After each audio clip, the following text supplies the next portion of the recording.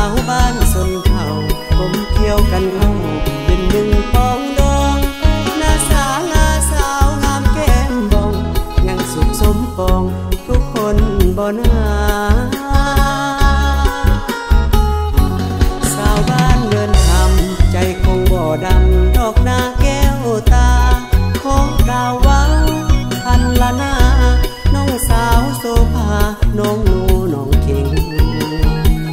สาวบ้านหาดสวนจากทางไปสวนเข้ามาห้องเพลงผู้สาวสนขัวน้ำเค็มเห็นน้องยามเย็นขา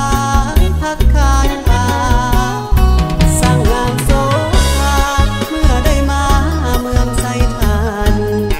หัวทางอ่อนนั้นก็งามดีมีสายนาทีเหงื่อลอยเปิดวังนั่งลงกินข้าวมีน้องสาวเจ้าห้องเพลงให้ฟังจนหัวใหญ่เกือบจมลงน้ำวังเพราะอายนั่งฟังจนลื